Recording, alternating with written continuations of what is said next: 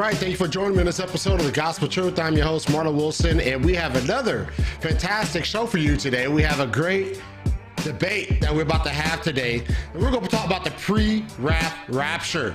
Is it true? Is it biblically true? And that's some of the stuff we're going to be discussing. I have Mr. Nick Sayers with me, and I have Jonathan Singleton with me, and this is going to be a fantastic debate. If you are a fan of eschatology, you do not want to miss this debate. If you're not so much a fan of the subject of eschatology, this is a debate that you do want to see, because it can get you more interested in the subject of eschatology. But before I bring the guys in and we get this debate going, I want to make sure you know to subscribe and hit that notification bell to Gospel Truth. That is the only way that you're going to stay in the loop with the Gospel Truth. That is the only way you're going to get notifications of the debates, interviews, and commentaries that I have in store for you. All right. And also, if you don't know, all this content is not only on YouTube, but Facebook, Twitter, Instagram, and TikTok. So TikTok, I do little response videos. Instagram, Twitter, I do little response videos, chime in here and there. Facebook, I decided to stream today's debate on Facebook. So if you're on Facebook, you are getting this stream. So hopefully you get involved in the conversation, debate, the whole nine, all right? Also, all this content is on podcast. So if you have rather just listen to the audio, you do have that audio option there. So flow over to iTunes, Google Play, Stitcher, Spotify to enjoy the audio preference for you, all right? And as always, I do have some shows here coming up in the future that I do want you to be aware of. All right, let me pull up this slide right here. All right, coming up after this debate, I have Matt Slick and Hope Man. They're going to be jumping on to the Gospel Truth. The Holy Spirit is a distinct person. That is the topic of that debate. So I hope that you are looking forward to this one. Then after that, I have a duet interview with Dr. Tom Buck and Gabriel Hughes. And Gabriel Hughes, if you don't know who that is, he is the voice behind When We Understand the Text. So we are going to jump on, and we're going to have a subject matter of everything Calvinism. If you've been following this show for any decent amount of time, this platform, you know that I like to do these segments where Calvinism is critiqued and criticized and thrown under the bus, the whole nine, right? This is you guys' opportunity to throw some very, very hard questions at the Calvinists. So that interview will be coming up here soon. After that, I have another debate, free will and knowledge. This debate is concerning free will and knowledge. Is it compatible, the free will of God and foreknowledge, all right? And so hopefully you guys will be looking forward to this one. If you like a debate that's more in the realm of philosophy, this will probably be the debate for you.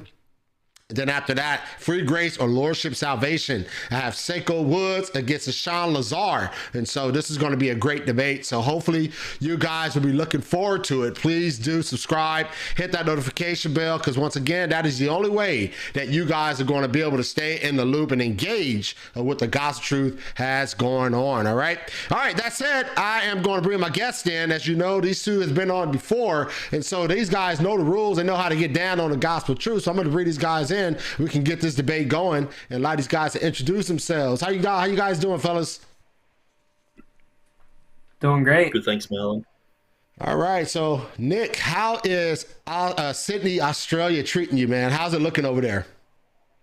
It's a beautiful city. I'm just visiting here at the moment. I'm about 1,000 km south of where I usually am, but it's beautiful weather. It's about 27 degrees Celsius. Beautiful people here, and I'm looking forward to this debate. All right, so Celsius in Fahrenheit, I believe, if I do the math right, I think Fahrenheit is 35 degrees more than whatever the Celsius is. So if it's 27 degrees Celsius, that'll probably put you probably about close to 65, 70 degrees Fahrenheit over there, something in that realm. So yeah, I know my math, man. I'm a power plant operator. I gotta know that kind of stuff. But nonetheless, thank you, Nick, for joining me, man. I'm gonna give you a chance to introduce yourself, man. Go ahead and tell them what you do, your YouTube channel, blogs, whatever you do, man. Go ahead and let them know what you do, man. Yes, usually I'm involved with debates around the King James issue, and so I'm usually defending the Textus Receptus and the King James. And so I thought I'd throw my hat in the ring with eschatology. And so it looks like a few people have offered me other debates. And so it looks like I'm going to be doing about 4 or 5 debates in the coming months on eschatology. And so, but I believed in the pre-trib position for most of my Christian life since 1995, and so. But I usually am involved with street preaching, evangelism, and I have lived in Pakistan for a year, which was really amazing. I'm married to a Pakistani Christian woman, and I've been to Papua New Guinea many times as well. And oftentimes I'll preach these last days things on the streets, and people are very interested in that type of thing in Papua New Guinea. But apart from that, I'm a pretty simple sort of guy, and so yeah, that's me. That's what I do. All right, cool. Thank you, Nick, for joining us, man. And Mr. Jonathan, what's up, buddy? I'm going to go ahead and give you a chance to introduce yourselves, man. Tell them what you do, man. Tell them where you're from, blogs, YouTube, whatever you do. Tell them what you do. Hey, everybody. It is great to see you. Thank you, Marlon and Nick, for both being here as well. I'm in Southern California. I've been on here one time before, had a great time, and that is why I'm back again. And I mostly do ministry on Facebook, just with my name, Jonathan Singleton, if you want to find my posts. I am very interested in getting even more into this topic. And as I discovered pre-wrath a few years ago, I dabbled with it a little bit, but as I continue to dig further and further, I've just been really edified by this topic, and I love to just get deep into eschatology because I definitely believe that the Lord wants us to understand this topic, and that's why we're here tonight. So I'm excited and feels good in here tonight. Everything feels good, so I'm ready to get into it. All right, good stuff. I am ready to get after it as well, man. So once again, the topic of this debate is, does the Bible teach a pre-wrath rapture? Nick, you're arguing negative. Jonathan, you're arguing affirmative. And we're going to start off with 10-minute opening statements. We're going to follow that with 5-minute rebuttals. And then we're going to have 40-minute cross-checks for both parties to get 20 minutes each to ask questions. Then we're going to have 5-minute closes. Then we're going to have a 30-minute Q&A at the end of the debate. Sounds good? Sounds good. Very good. All right. Jonathan, you're up first for your 10-minute opening, and let me set your time up real quick. Right before I start, I just want to give one quick shout out. On the second line of the description of this video, there is a really good pre-wrath rapture playlist by a channel called What Does Jesus Teach? Please click on it, save the playlist. It's really edifying, and it's a very deep dive into the topic. Just wanted to give that quick shout out before I started because it really helped me out a lot as well. All right. Definitely. All right. I'll start your time as soon as you begin to speak, Jonathan. Sounds good. So, before I explain the doctrine of the pre-wrath rapture and prove that it is biblical, let's go over some debate theory as well as the framework of this debate. And I'd like to do that just by looking at the topic and what the title is right now. Does the Bible teach a pre-wrath rapture? The negation's job in this debate, due to the fact that that's what the debate's called, has nothing to do with providing a positive case for an alternate rapture theory. This debate isn't titled like pre-wrath versus pre-trib or post-trib or preterism. Their only job as the negation is to critique my positive case for a pre-wrath rapture, and my only job is to build, uphold, and extend my case. Sometimes debates can go a little sideways with getting into tangents, but this is strictly a positive case versus the testing of that positive case. So with that being said, like let's say my opponent provides a case for pre, mid, or post, and both of our cases look solid, but they don't clash, the opponent would be guilty of a common debate flaw known as two ships passing in the night, which means that there wouldn't be any clash in the debate, which destroys the educational value and the intent of the debate as well. And that's pretty much how I wanted to summarize that idea as well. Also to say that from both me and the negation, potential cross-examination questions are limited to what is mentioned in the first constructive speech. A lot of time debates go sideways that way as well. With all of that being said and founded and established, the pre-wrath rapture, which many of you probably are wondering what this even is and may not have heard of it, unfortunately, it's not as big as I would like it to be, so let's get into it right now. The pre-wrath rapture doctrine is the belief that the rapture will happen at an unknown point between the middle and end of the 70th week of Daniel, which is the 7-year period commonly known by Christians as the Tribulation Period. This means that the Great Tribulation, which comprises the last half of the tribulation period and begins at the midpoint of Daniel's 70th week, which is also commonly marked by the abomination of desolation, will be cut short by the rapture as per Matthew 24, 21 through 22. which clears the way for God's wrath to fall upon the whole earth. And the purpose of the rapture is to save believers from God's wrath, as per 1 Thessalonians 5:9. Now, this premillennium look at the timeline of Revelation is primarily made up of 7 seals, trumpets, and bowls. The seals of the scroll from the Father's hand, being broken by Jesus Christ, represent events that will precede God's judgment on the earth, while the trumpets and bowls are acts of punishment in themselves and wrath carried out upon unbelievers by God. Now, the first 4 seals cover the Antichrist's rise to political and military dominion of the earth, while the 5th seal shows the church being martyred and the souls of the saints as well, asking God to avenge them. And the 6th seal is described as a series of cosmic disturbances, such as the sun going dark, the moon turning to blood, stars falling from the sky, and a great earthquake as well. Now, in Revelation 6, this entire timeline, seals 1 through 6, are mentioned. And right after the 6th seal, the scene abruptly ends, moving completely off of the timeline of the seals for an entire chapter, going to Revelation chapter 7, which is a vision to heaven that shows the saints redeemed from the Great Tribulation. And those saints specifically said to have been in the Great Tribulation as well in Revelation chapter 7.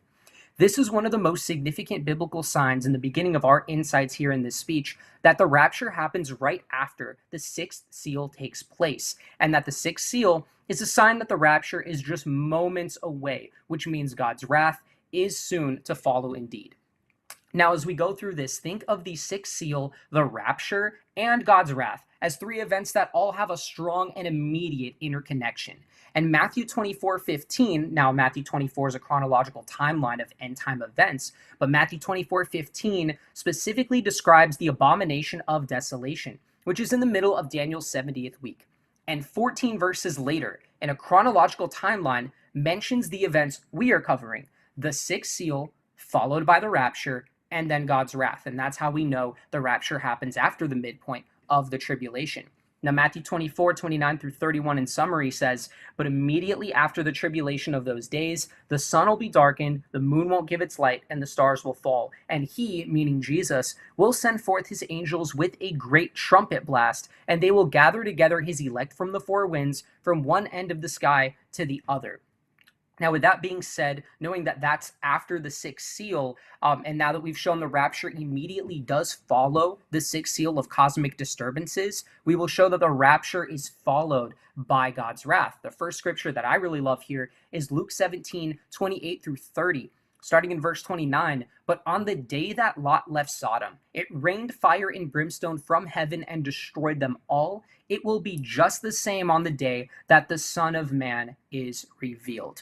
So this is a very important insight, that the believers are rescued, but before that, the cosmic disturbances occur, and then the wrath happens. We're going to look into Revelation 6. When you look at verses 16 through 17, I believe, it's the unbelievers wishing that the rocks would fall on them in the mountains, and they're saying that the great day of the wrath of the Lamb and of God have come, and who is able to stand. So when they see the cosmic disturbances, they also know that God's wrath is imminent. So all these, basically everything connects together here. And I want to quickly take the time to clear up that the passages we are reading, especially Matthew 24, do not refer to the final return of Jesus Christ at Armageddon, and that is for 3 distinct reasons.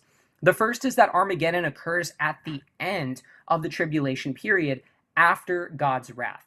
The 6th seal is followed by the trumpet and bowl judgments, and the 6th seal is not followed by Armageddon. There's basically just a huge gap in between, and so no timeline is going to say that those events are chronological, one after the other, with no gaps in between them. So we know that these passages are not referring to Armageddon, and since, the first time is not Armageddon, we know this is Jesus returning and rapturing believers. Now, second, Jesus would not be educating saved disciples on the timeline of his final return in the Battle of Armageddon under a pre or mid-tribulation framework, because they would have already been raptured, unless he's just assuming they're going to go to hell, which he's, not. Third, the rapture, because he says in John 15:3, "You're already clean because of the word I spoke to you," so showing warrants for that. Third, the rapture is mentioned to be on a day and hour that nobody knows, which does not fit Armageddon's timeline, since we know that the Battle of Armageddon will occur at the end of Daniel's 70th week. Definitely not a mystery there.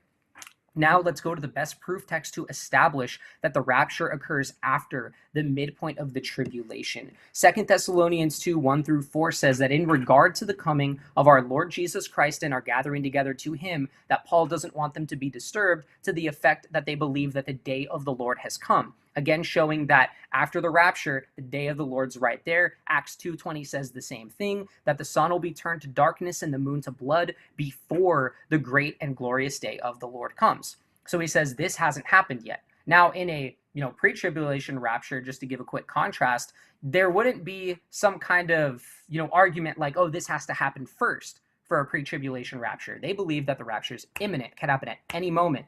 But Paul doesn't make this argument. He says it won't come unless the apostasy comes first, and to highlight this part, the man of lawlessness is revealed, who takes his seat in the temple of God, displaying himself as being God. We know that the abomination of desolation is being referenced here, and that has to happen before the rapture, unless you want to dispute that regarding the coming of our Lord Jesus Christ and our gathering together to him isn't referring to that. But we've already ruled out Armageddon, so what event could this be referring to? I guess maybe we'll find out, maybe we won't, but that is definitely a reference to the rapture there. But the last thing I want to quickly mention is that the wrath of God begins after the rapture. It is not the entire 7-year timeline of Revelation. And a lot of people who believe that very strongly, they don't want to let go of it, but there's biblical evidence. Revelation 6, 9 through 11 shows the martyrs crying out to God. And they say, "How long, O Lord, holy and true, will you refrain from judging and avenging our blood on those who live on the earth?" So this avenging has not occurred yet. God's wrath has not occurred yet, and they are asking for it to occur, and they're told to wait a little while longer. They're not told it's happening. So going to Revelation 6, 12 through 17 as well, just want to specifically read it, starting in verse 16. "And they said to the mountains and the rocks," after they see the sixth sign, by the way, this is right after, "Fall on us and hide us from the sight of him who sits on the throne and from the wrath of the Lamb. For the great day of their wrath is come, and who is able to stand?" So we see this chronology of events. We see that sixth seal, and we know it's after the midpoint because in Matthew 24:15, we see the abomination of desolation, and it's verse 29 in Matthew 24's chronological timeline that we see the sixth seal occur. So just think of it this way, everyone. We think of the sixth seal occurring, and then we get that rapture to get the believers out of the way of God's wrath, and then God's wrath occurs. So keeping the debate in this entire framework, it's just really fun to, and edifying most importantly, to see how these events in Revelation play out. I don't like how a lot of people emphasize that we can't really understand Revelation or know what the Bible's saying. So let's be good Bereans and let's work to understand it. And thank you. All right. Thank you so much for that opening statement. All right, Nick, you're up first, up second, should I say, for your 10-minute opening. And I will start your time as soon as you begin to speak. Okay, thanks, Jonathan, and thanks, Marlon. One of the things is with the book of Revelation, a lot of people think the book of Revelation is a great mystery. It's very hard to understand. But when you put it in a chronological order, it makes a lot of sense. So at the end of chapter 1, Jesus was talking to John, and he says, "Write the things which you have seen, the things which are, and the things which will be hereafter." And so those are the three themes of Revelation. If you look at chapter 1, he had seen Jesus. He had eyes of fire and all sorts of different aspects about him. And so he wrote about that in chapter 1. Then in chapter 2, the things which are were in John's day, the seven churches. So they were literal churches. Just like the Church of Ephesus and Laodicea, they were all literal churches. And so chapters 2 and 3 have to do with the things which are. And the things which shall be hereafter are talking about from Revelation chapter 4 right to the end.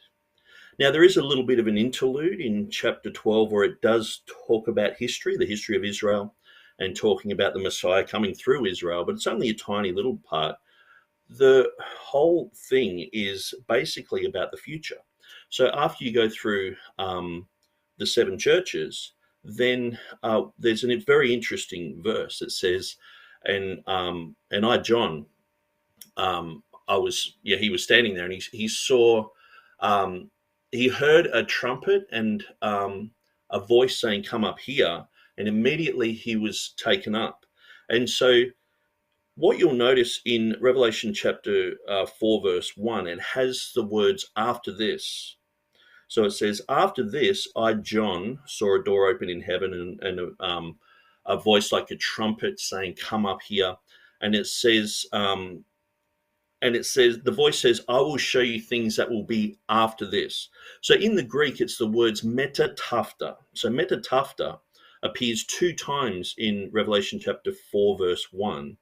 Now, this is the exact same Greek word that's in Revelation chapter 1, where it talks about write the things which you have seen, the things which are the 7 churches, and the things which will be metatafta, or after this. So from that period on, to me, that is a symbolic of the rapture. He's heard a trumpet, he's taken up into heaven, and immediately he sees a great multitude in heaven. He sees the 24 elders. Now, it has been speculated that one of those 24 elders is actually himself. And we see all the way through in the book of Revelation, there is this angel who at times John turned around to worship him and he said, don't worship me.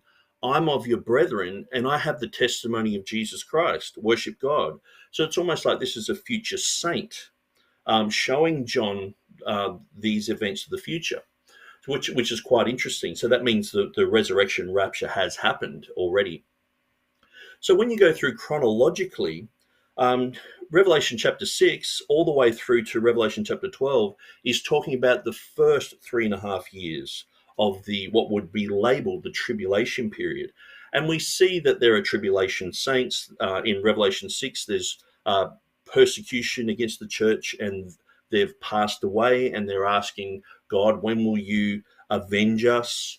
And what's interesting, we see that there are 2 witnesses in Israel who get raptured. These guys get raptured. I've actually counted 7 raptures that happen in the book of Revelation. Now, strangely enough, I don't really gel on anyone called Peter Ruckman, okay? But strangely enough, he came up with the same number, 7 raptures. I don't agree with him on hardly anything, maybe except for he has a King James position as I do. But I've counted 7 raptures. There's 144,000 who die, and they're praying to God. And then there's the tribulation saints. There's these 2 who get raptured in the middle of the tribulation period.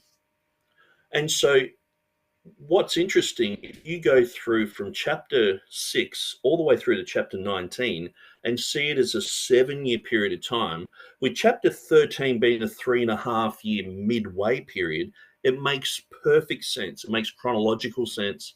And then you go back and you look at Matthew 24, you look at Mark 13, you look at Luke 21, it just makes perfect sense. And for me, I see that the wrath of God is already being poured out at the beginning of this 7-year period, because people are, it says pretty much everyone, it says the kings of the earth, great men, rich men, chief captains, mighty men, every bondman, every free man, hid themselves in the dens and rocks of the mountains, saying to the mountains and rocks, fall on us and hide us from the face of him that sitteth on the throne and from the wrath of the Lamb. So the wrath of God has already started at the beginning of this 7-year tribulation period. And of course, we know that at the end of the tribulation period, the last 3.5 years, all these things are happening, trumpets, there's wrath being poured out on people, the wrath being poured out on people who take the mark of the beast. Now, I believe during this time, there is a protection for those who become Christians during this time. And we would call them tribulation saints. And there's also the 144,000. I believe that these people were unsaved before the rapture, but when the rapture occurred, they realized that something profound had happened and they became Christians, and they are martyred during this 7-year period. But it does, so Jesus said that we'll have persecution. And so this is what happens to these people during this time. They have persecution. I wouldn't necessarily say that they died from the wrath of God. And so that's got to be separated, because it does say that there are certain things that don't occur to those who have the mark of God on their forehead. But it does say that people who take the mark of the beast, that the wrath of God's against them. And so God is specifically pouring out wrath on specific people. So I believe the whole period, 7-year period, is a time of wrath. And so that's what the main theme of this debate is. And so I believe the pre-trib rapture scenario fits in with Matthew 24 perfectly. When we see the beginnings of sorrows, I believe this is happening today, where we see wars, rumors of wars, famines, pestilences, earthquakes in various places. All these are the beginning of sorrows. And it also talks about persecution. I mean, there's more persecution today than ever before.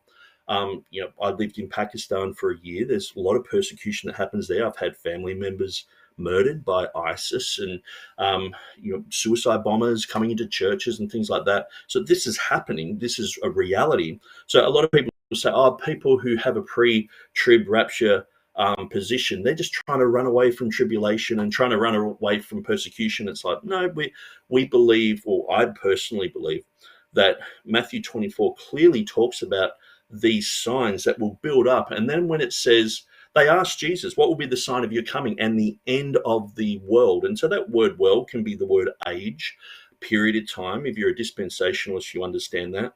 And so this word age, it's interesting. Jesus said, this gospel of the kingdom will be preached in all the world as a witness to all nations, and then the end shall come. So in verse 14 of Matthew 24, it's talking about the end. So that's the end of that dispensation. Then you'll see the abomination of desolation. Then there'll be huge tribulation. Then there'll be all these things happen. So that's not beforehand. And so to me, this is very clear. This is the same pattern that we see in Mark 13. It's the same pattern we see in Luke 21. And also we see a special feature in Luke 21 where Jesus said, when you see these things begin to take place, stand up, lift up your head, for your redemption draweth nigh, meaning that your deliverer is going to come and deliver you when they begin to take place, not at the end, not in the mid part, right at the beginning. There is a church in the book of Revelation who is promised that they will be kept from the hour of trial that occurs on the earth. Now, I believe those 7 churches aren't periods of time. Some people say that. I think it doesn't fit. But these churches were literal churches, like the Church of Ephesus, Church of Thessaloniki. And so we should adopt what has been said to them. And if we put our trust in God, he will keep us from that hour of trial that's going to come upon the earth. This is called the day of the Lord. This is the day of the Lord goes for a 7-year period of time, but it is also specifically a period of time at the end when Jesus stands on the Mount of Olives. So this is distinct from when he meets us in the air at the beginning of the 70th week of Daniel. And so, I'm going to be promoting the pre-tribulational rapture against the pre-wrath rapture. And so I think the pre-wrath rapture, it muddles up the perfect chronological timeline that's in Revelation, and I think it muddies the water Nick, by just sort of picking and choosing. So thanks, Marlon. All right, Jonathan, you're up again, back in the seat for your 5-minute rebuttal. And let me get your time. All right, and I'll start your time as soon as you begin to speak. Sounds good. I'm going to go on case, then off case, so you can begin right now. All right. So in regard to the timeline, as far as pre-wrath versus pre-trib, that is actually a very weak point for the pre-tribulation rapture, because Matthew 24:15 in chronological timeline, which he tried to co-opt, is the abomination of desolation. 14 verses later, you get the 6th seal. There were 2 separate arguments, like main arguments being made by the negation, that the 6th seal is before all these things take place, but that's not in the chronology. 14 verses later, from the abomination of desolation, you see the 6th seal take place, so that means that the rapture is after the midpoint of the tribulation, and it looks like the framework does extend as well. It was not refuted at all. Before I get back on case, let's go over the direct arguments that were made by the negation. there wasn't a warrant or like a basis for the 7 raptures. There were just a few examples of God dealing with different groups of people. But what he needed to make a distinction between is the rapture of the church that is being referred to by 2 Thessalonians 2, Matthew 24, and Revelation 6, going to 7, seeing the church in heaven. So that wasn't made by the other side. So they're muddying the water and saying, well, we don't know which rapture is which, but what I've already showed is that 2 Thessalonians 2, Matthew 24, and Revelation 6, they all line up and are talking about the same event that wasn't refuted by the other side, and that extends too. There was an argument made that Revelation has a structure that's like linear straight through, and that Revelation 13 is the midpoint. That's definitely not true. When we see the beast of the sea and of the land like come up, and we see the Antichrist and the false prophet, that's explaining a lot of what's going on in the 4th and 5th seal, which is far before. That's 6 or 7 chapters before we see that illustration. Some things are magnified later in the book of Revelation. So that argument falls through too. If even like there's even one example of an imperfect timeline if you just read it straight through. There was also no link to the beginning of Revelation 4 when this messenger says to John, I'll show you what's to take place after. Because what happened before that was the rebuke of the churches. So there's 2 churches did well, 5 didn't.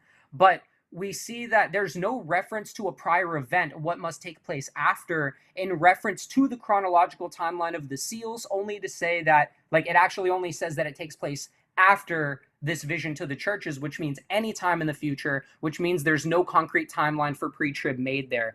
On the whole argument of the elders could possibly be the church, they have the prayer of the saints in Revelation 5, 8 through 10. They're not the saints, they have the prayers of the saints, and they're singing a song to the Lord that he has purchased people, not that he's purchased them, not that the 4 beasts and the 24 elders are within the church. They are celestial beings in heaven. They're talking about the church, not including themselves in that category. So that, and there's like no reference directly in the Bible where you can say the elders are the church. I guess maybe only 24 people got saved. I don't know why it'd be 24.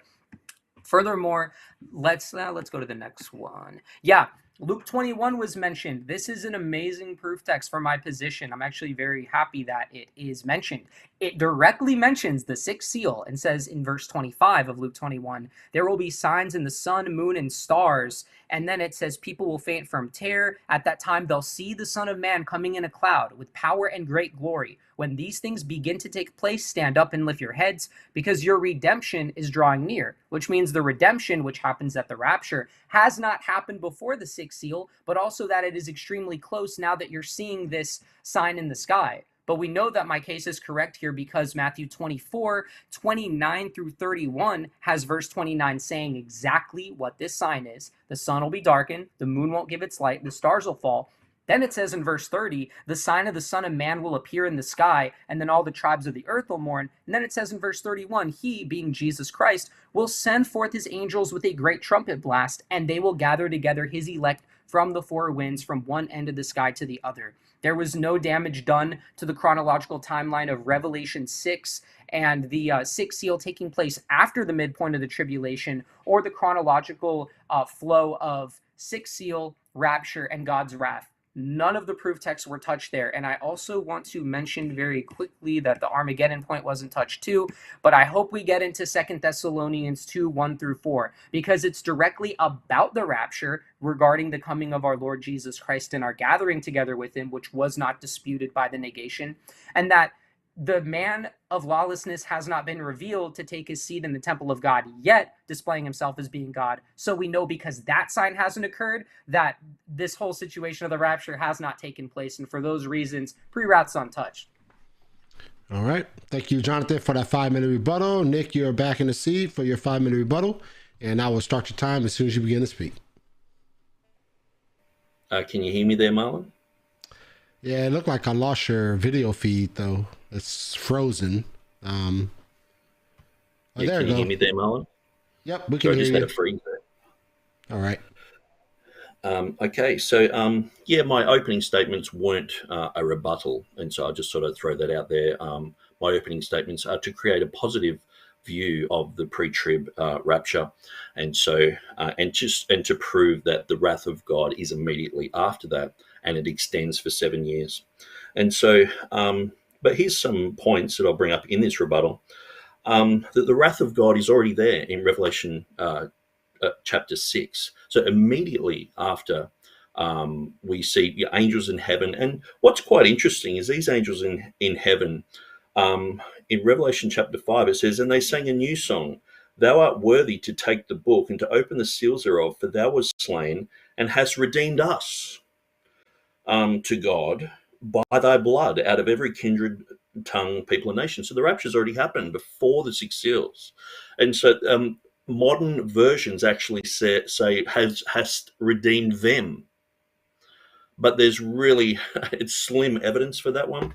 I'm a Textus Receptus person, King James person, and so I believe the correct reading is us, and this can show the danger of theology being muddled with modern versions. And so clearly the rapture's already happened. There's these 24 elders, there's a multitude, that there are people they're saying that they've sung a new song and God has redeemed them already. So this is before the seven seals.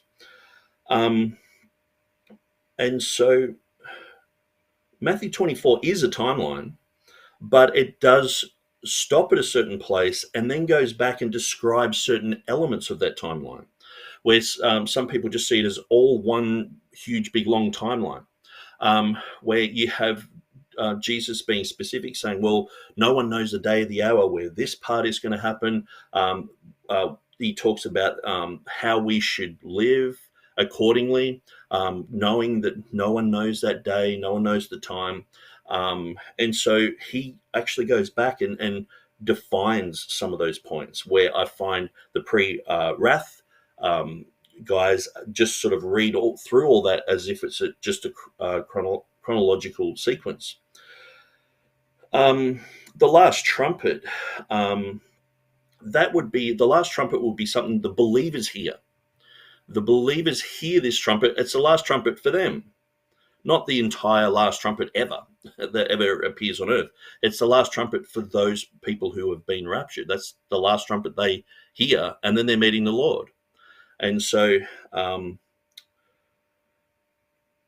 yeah, after wrath, there's not a problem with the pre-tribulation position.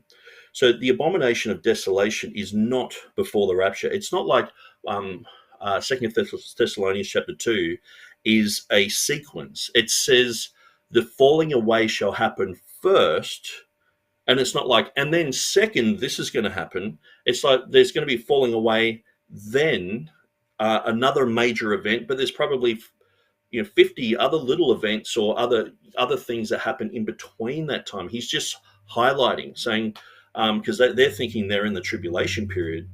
And so he said, look, there's going to be a falling away first, and the Antichrist has got to come, abomination, desolation, all that's going to happen as well. Yeah, he's not going through all the tiny little minutiae of the book of Revelation. And it's not like, oh, that's the second thing that happens. Okay.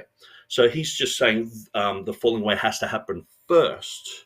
It's not like, and second, this is going to happen. He's just saying that has to happen first. And then, by the way, there's this abomination of desolation and all that other stuff that has to happen. Battle of Armageddon has to happen. All these other things have to happen. And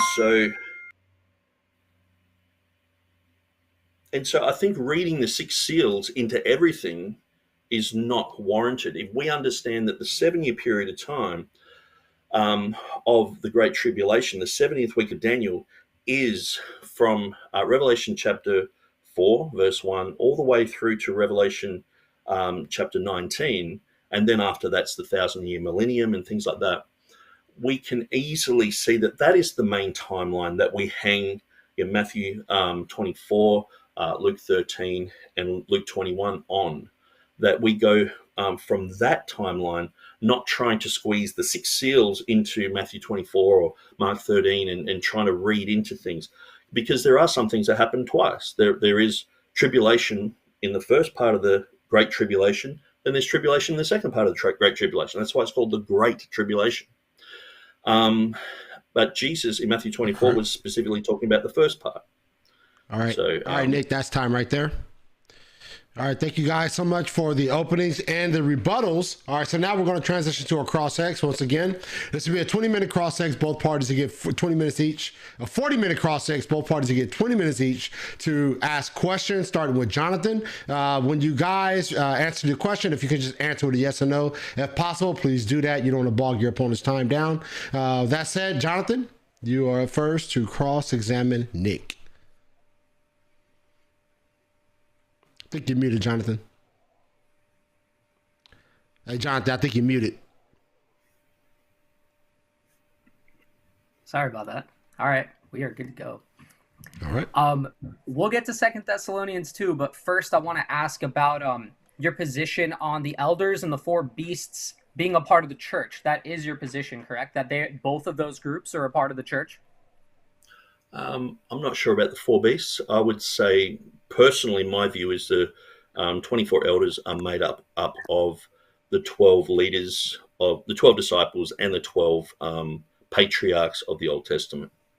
It seems like you referenced the song that they're singing in Revelation 5:9-10, and you're saying that it's both the four living creatures and the 24 elders being included and including themselves in this song as per the KJV translation, correct? Because it can't just be the 24 elders. It'd have to be both according to verse, let's see, 8, right? Okay, so... I can read verse 8. Yeah, I'll read it for the audience too. I want them to know what we're talking about. Verse 8 of Revelation 5 says, "And when he had taken it, the four living creatures and the 24 elders fell down before the Lamb, and then they had a harp and a bowl full of incense, and they sang a new song." So you made an argument that the 24 elders are including themselves as being bought by God, but then the four living creatures would also have to have been bought by God, correct? Because they're both the speaker here. I'm not sure about that. They could have been playing the harps. And the what if the 24 elders were just playing the harps and then the four living creatures were a part of the church? Like, now how do you make the distinction of who is the church and who's not if they're not all being included according to the argument that you made? Well, someone here's been redeemed by the blood of the Lamb out of every kindred and tongue and people and nation. So who would that be? What would be the logical conclusion? It has to be both according to your argument. Like, I'm not a KJV only, so I believe it's referencing the saints, but with your position, you'd have to believe it's both the four living creatures and the 24 elders. Like, you got what I mean there with that argument? Yeah, but I guess we're speculating that it is that both of them are singing that, where the 24 elders fall down before the Lamb. And so it just says, it says they both do. It says they both do. Yeah, it says they fall down before the Lamb, but then it doesn't say that they all were singing this. It says, and they sang a new song, but the subject in verse 8 was already the four living creatures and the 24 elders. So it has to be both, because there's not a distinction made between those two groups, which is why I'm asking you if you believe that the four living creatures, because this is one translation argument. So I think that, most translations are pretty correct here, that we have a situation where, like, the church is being mentioned, that they were redeemed. But your argument going off of the KJV is that the four living creatures and the 24 elders are the ones saying that they were redeemed. So I just want, like, you to admit that both of them are singing that they are a part of the church and redeemed, because there's no distinction made between the two subjects. You got what I'm saying? I would just say it's talking about a group of people, and it's talking about these beasts, but it's saying they sing a song. It doesn't specifically say that the four beasts joined along singing. It just talks about... But the subject is both of them. It's the four beasts and the 24 elders fell down, and then they sang a song. There's not a cutaway of another group. But I'll leave that right there, because I just want to get to other things. On that same subject real quick, for Revelation 7:13-14, you would agree that the elders refer to... well, never mind. You know what? We'll go to Revelation 19:7. So would you say that Revelation 19:7 has the elders talking about the bride in the third person? Like, let us rejoice and be glad and give him glory, for the wedding of the Lamb has come and his bride has made herself ready, them not including themselves within the body of Christ in that statement? I'm just going to quickly read that in the context. So Sure, in sure, verse sure, no 6, problem. Yeah. I heard, as it were, a great voice, a voice of a great multitude, and the voice of many waters, as the voice of many thunderers, saying, Hallelujah, for the Lord God omnipotent reigneth. Let us be glad and rejoice and give honor to him, for the marriage of the Lamb is come, and his wife has made herself ready. And so this is a voice from the throne, and it looks like it's the 24 elders in verse Mhm. 4. So what I'm asking there is, like, with multiple distinctions that the 24 elders don't include themselves in the body of Christ, and even in Revelation 5 that they're carrying the prayers of the saints, but the saints are noted as a different party than these, what I believe to be celestial beings. Like, do you have an example of the 24 elders being explicitly stated to be a part of the body of Christ anywhere in Revelation? I guess it's just come from the 12 apostles of the Lamb mentioned later on in Revelation and things like that. But the some people think the elders are just representative of the whole entire church. But Yes. I I'm just not specifically seeing.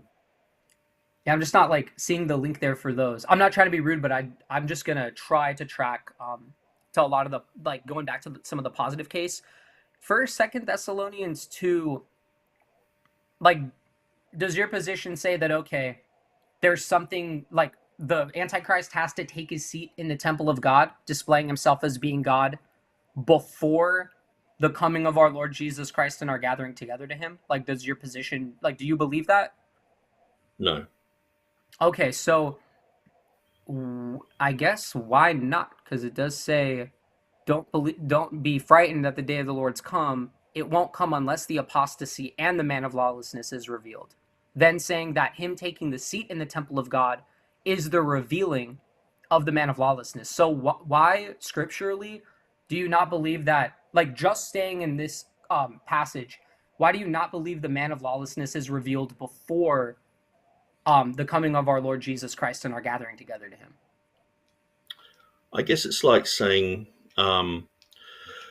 the end of World War II won't happen until the the economy in Germany collapses and the Allied forces all land in Europe. One happened during the war, one was before the war. So to But me, there's still two it's but there's still two separate events that both have to reach an end, because, like, right, like, they would both individually have to happen. Like, would you say that they both have to occur before the coming of our Lord Jesus Christ and our gathering together to him? Because he says in oh, verse 3, it will not come unless the man of lawlessness is revealed. So if you don't believe that him taking the seat in the temple of God is his revealing, what do you believe his revealing is? well, it does clearly say the falling away will happen first, and But that so is an event that says will come first, but it says two events will come. The apostasy comes first, and then in context, after the apostasy, the man of lawlessness is revealed. So those events are chronological, but they both are happening because they're a sign. Paul's making an argument to people that have not been raptured yet that the rapture hasn't happened until this happens, right? Like, this is an argument that the rapture hasn't occurred because a certain thing hasn't happened. yeah. Well, Yeah. I think the Well, that would first thing destroy he's imminence. talking about that. Yeah. Yeah, that would The destroy second imminence then. thing, Okay. because he makes a clear distinction, he says the falling away first, and Yeah. that man is sin be revealed. So it's like I was saying. Well, Um, but why would it mention something that won't happen before? Like, if it would be wouldn't it be confusing to say the apostasy will happen and then I'm going to mention an event that won't happen, not in the timeline, and we'll kind of see like what people do with it. Like, that's kind of my perspective there. But I'll go to Matthew 24 now. So for Matthew 24:29, when it says immediately after the tribulation, the sun will be darkened, moon won't give its light, you admit that that is like the sixth seal, right? um, I'll just jump That's into just a that. yes or Matthew no. Like, 24. that's just a yes or no question. Like, do you believe that's referring to the sixth seal? Matthew 24:29. I'm just double checking that. That's fine. Immediately after the tribulation, yes, I would. Okay, so when on your timeline of pre-tribulation does that occur? And if it occurs before the abomination of desolation in your timeline, why does Matthew 24:15 show that the abomination of desolation happens then, and then 14 verses later this occurred? So, like, what is your argument on the chronology of Matthew 24 if you're trying to take issue with the fact that the abomination of desolation happens before the sixth seal? That's my main question. Because I think the chronological period has finished around Matthew 22, and Jesus goes back and starts talking about, look, there'll be false Christs saying this and that. There'll be all sorts of other things. And so then he talks about the timing and things like that. So it's not just a chronological order. He's going back and talking about specific things that happened in the previous chronological order. So you don't believe that this is a chronological chapter then? You don't believe Matthew 24 is chronological? I believe it's partially chronological. That's very subjective. That's even worse than saying it's not.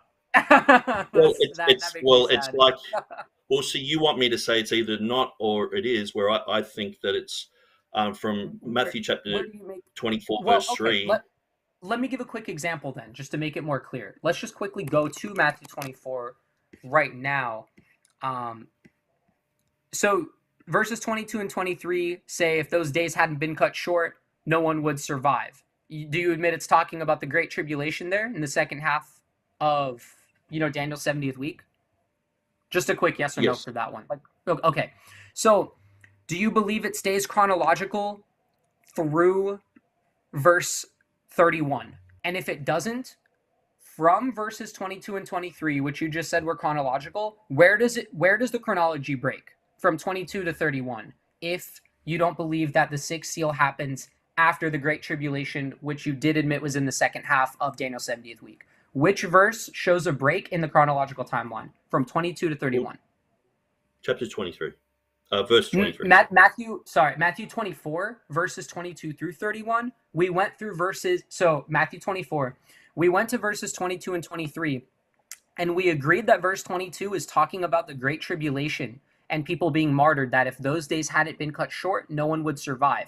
So my argument is that in verse 29, we admitted earlier that that is talking about the sixth seal. In my timeline, that would mean after the Great Tribulation, the sixth seal happens, then the rapture, then God's wrath. But since that is not your position, I'm asking, since we agreed that verse 22 is talking about the Great Tribulation, where from verses 22 to 31 does the chronology break to where your argument would be correct, and this is not a timeline of the sixth seal happening after the midpoint, which would prove my case? Where does the chronology break? Verse 23, there's a break, and then it starts talking about other things, and then it talks specifically about some of the details that happened during that tribulation period. So you don't believe that false Christ will be in the Great Tribulation period? No, I think he's reverting back to Matthew 24. I think it's verse 8, where he says there will be many false prophets and false Christs shall deceive many, and that works out. That only happens once? There's only going to be one period of time where false Christs are? I don't think that there are going to be. Pretty sure the false prophet's going to rain down fire from heaven to deceive the elect in the during the fourth and fifth seals, though, right? Like, you would admit that? It's talking about plural false Christs, so that matches in with I understand that. I understand that. The beginning of sorrows. That's when that happens. So he's going back and reverting back to that and explaining that.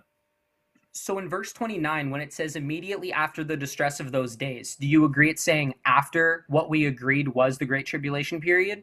And if not, what period is it referencing?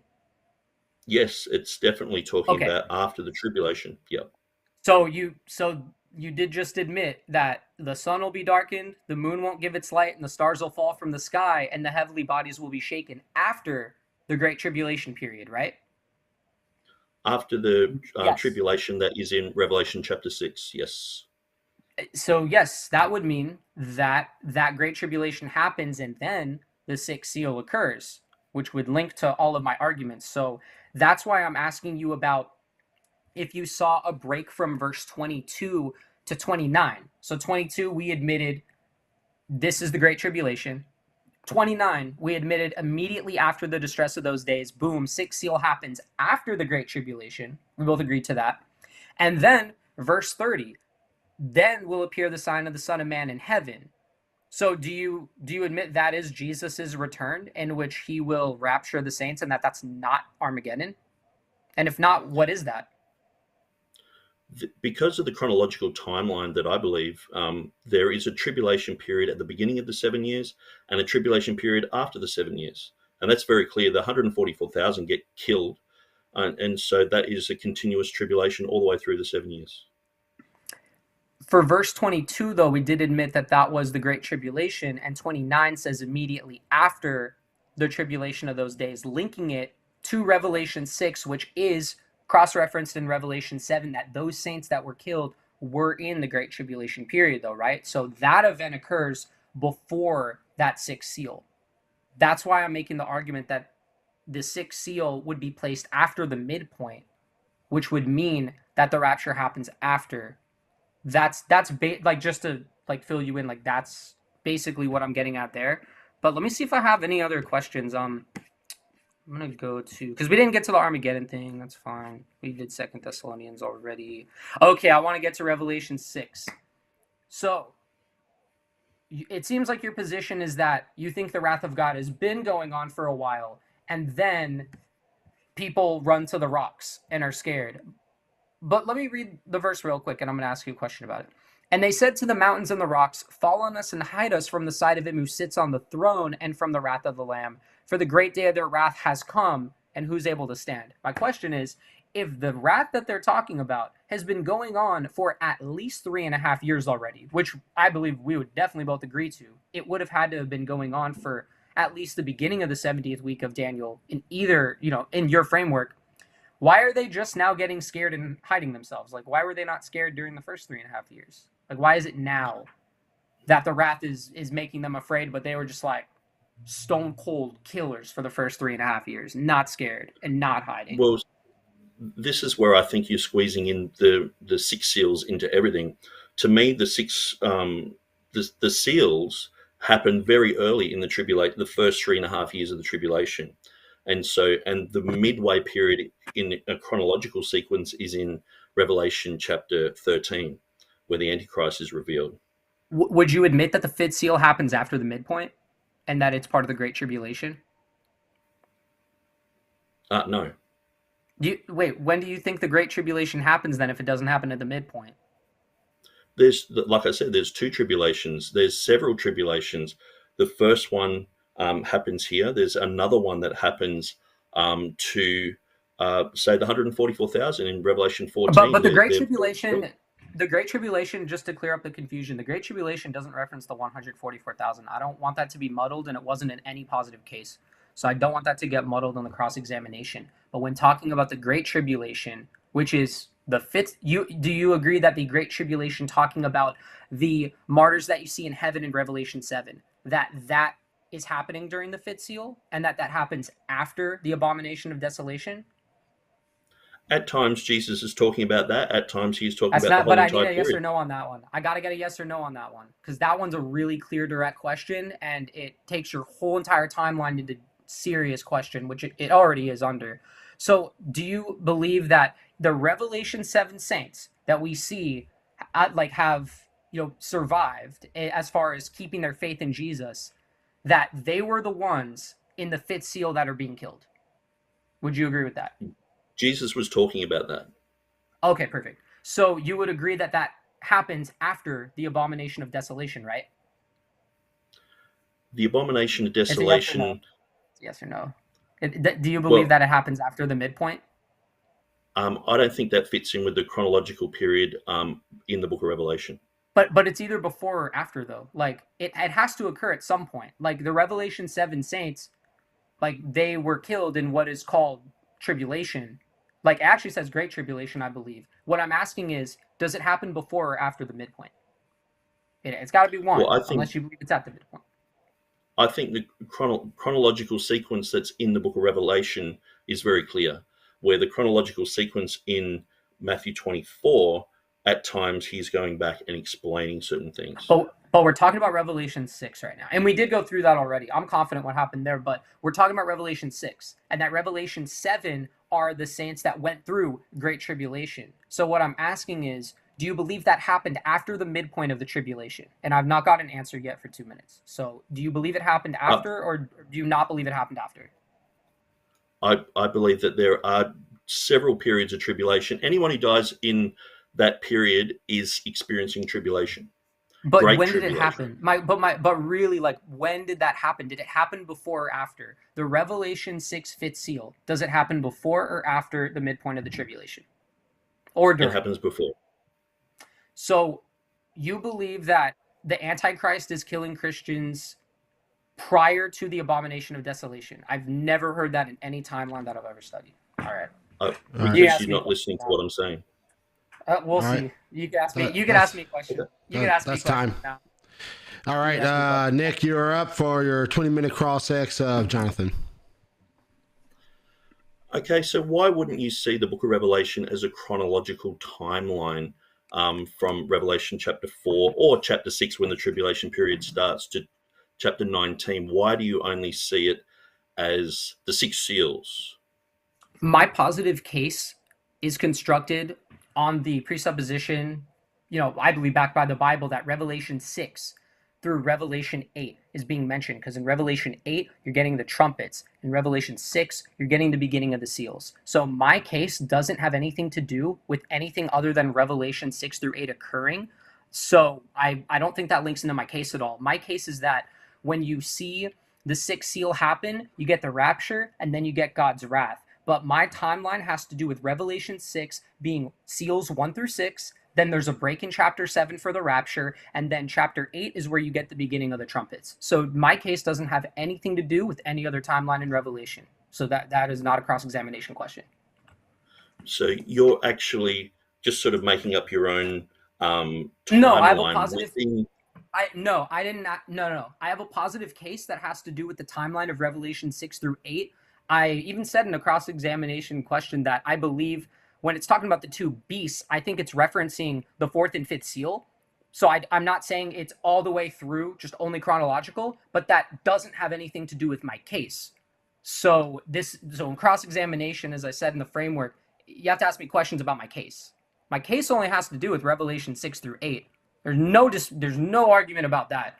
So yeah, and that's fine, because I want to. But you're linking Revelations chapter 6, 7, and 8 to other parts of Revelation. So I have to talk about those other parts of Revelation. Which part? And bring it back. Which part did I? And so, so the 144,000 die. And so this, in the chronological sequence of Revelation, this is after chapter 13. So this is after the beast, after the Antichrist. God's not the author of confusion. He put it in a clear chronological order. So the 144,000 die. Would you call that tribulation? The 144,000 dying could be... tribulation means pressure. Of course, you could consider it tribulation. But we never, in any positive matter, distinguished when the 144,000's pressure occurred in reference. Now, if we wanted to talk about that, you could make a reference to the 4th or 5th seal, but none was mentioned. This has nothing to do with positive matter of the debate. This actually has nothing to do with my case. It actually does, because the 144,000, if they've experienced tribulation, and you're saying the only time of tribulation is back at the issue where it's the seals. I said the great tribulation has to do with the 4th and 5th seal. I didn't even dispute anything about what happens with the 144,000. That wasn't mentioned in my case, and there wasn't a positive case by you constructed as to how we could make a distinction about the 144,000's pressure and say, now there's enough confusion about that pressure mentioned, and we can now dispute Matthew 24, 2 Thessalonians 2, Revelation 6, and now there can't be a timeline established. That argument wasn't made by you. There are no links of that. So even in the questions you're asking, there's literally no link to any positive matter. For the record, you could put some of that timeline between the 4th and 5th seal, but it's got nothing to, like, guys, just watch the debate. Watch like what the positive matter was. This has nothing to do with my case.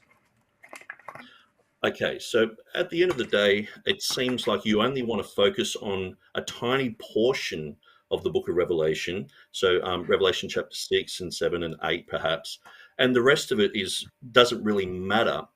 Where at the That end of the doesn't matter. day, It just not doesn't matter. But talking about if I'm trying to prove a certain case, and most people, as I'm sure you would admit, do not heavily study the book of Revelation, I'm not going to throw like a million things at people. I have to keep it simple because people are learning about the different views. A lot of people don't even know but what pre-wrath is. So I did that's not place fine. any kind of But burden on but we myself know, about what I have to cover.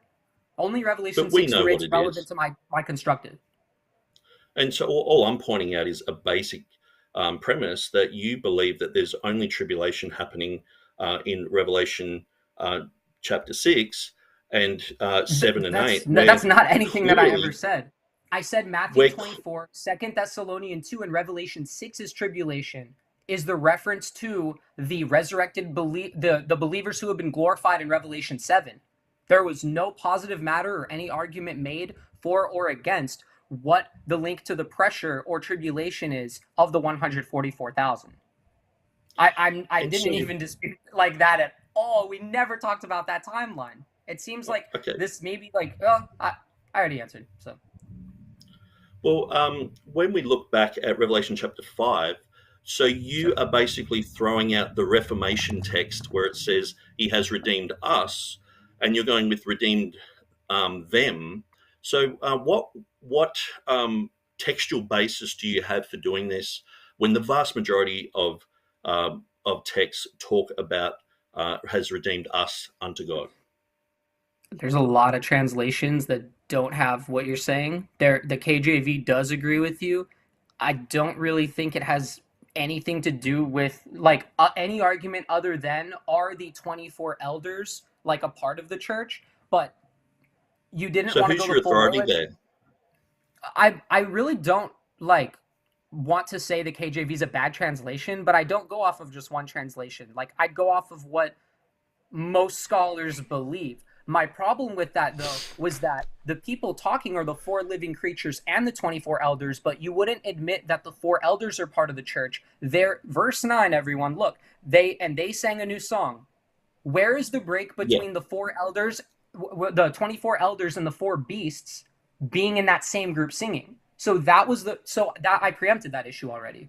That was already an issue that I saw if you wanted to go with your KJV translation and you didn't because you didn't include the four beasts with the 24 elders and there's no break I in saying did. that now we're It's only talking about the 24. And so, if you saw, say, a bunch of Indian people, and you also saw a bunch of Croatian people, and they grabbed harps and everything, and then it says, and they sang the Croatian national anthem, would you just automatically assume that the Indians are singing the Croatian national anthem, or that There'd be they? a there'd be a distinction made in what you're saying there. But when it says like let's play the game here. I won't even call it that. Let's just read the verse. Each one had a harp, and they were holding golden bowls full of incense, which are the prayers of God's people. How do I make a distinction? If this is about the four living creatures or the 24 elders, wouldn't it make more sense to say that it's talking about both?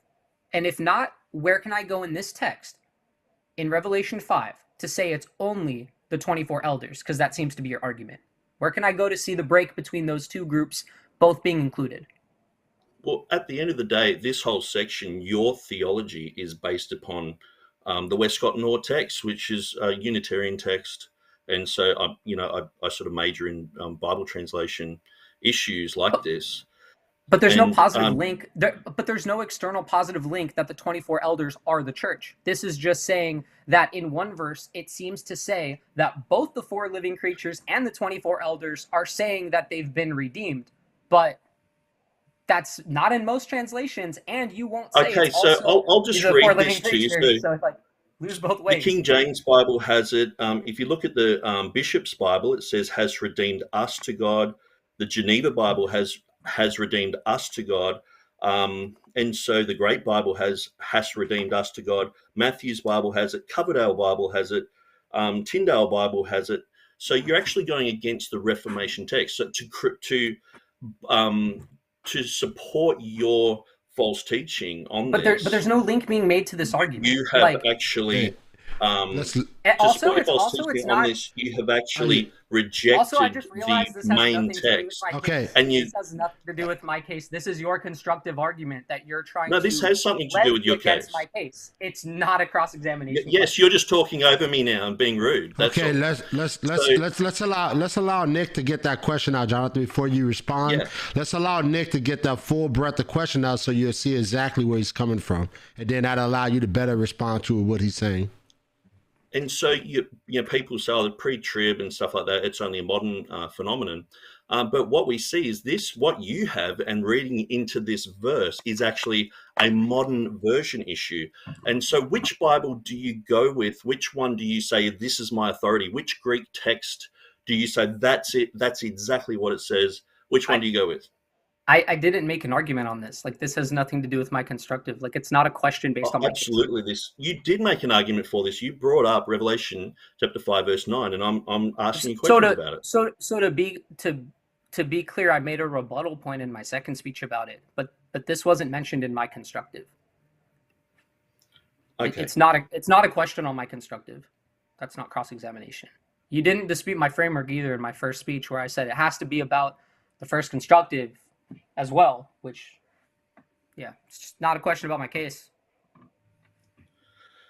Okay, so why would you insert in 2 Thessalonians chapter 2, when it says the falling away shall come first, why do you say that the coming of the Antichrist should have the word second there when it doesn't?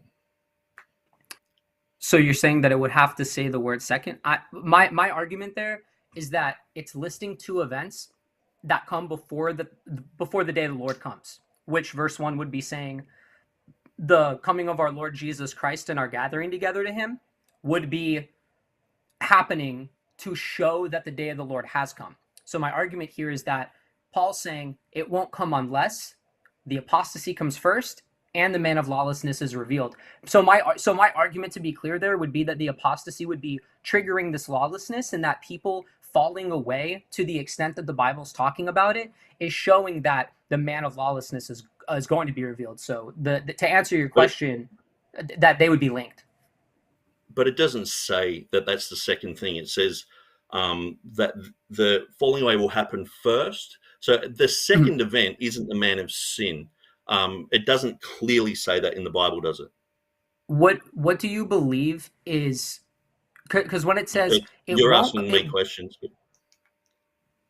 So when it says the apostasy comes first, I believe that the man of lawlessness being revealed is the trigger of the apostasy. That the apostasy is the sign that the man of lawlessness is revealed. That's the constructive argument. Okay, but it doesn't actually say that this man of lawlessness that's mentioned in verse 3, that is the second thing that happens. It doesn't say that, does it? At all. What do you believe it's? I don't get what you're saying that it is saying. So I don't know how to respond to what you're saying. I don't know what your argument is. What are you saying that it is? Okay, it's very simple. So it says the falling away shall happen first, then this man of sin will be revealed. So, but it doesn't say the falling away shall happen first. Then the second thing on the chronological timeline is this man. It just says that this has got to happen first.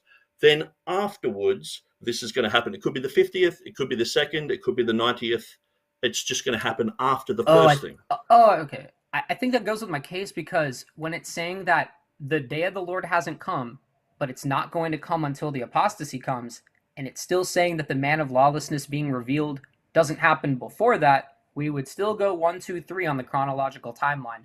That the day of the Lord hasn't come because this hasn't happened, and then this will happen after. You know what I mean? So that's the chronological argument. And again, like, I can't ask questions, so I'm not going to follow it up, but that's just what my constructive is there. Okay, so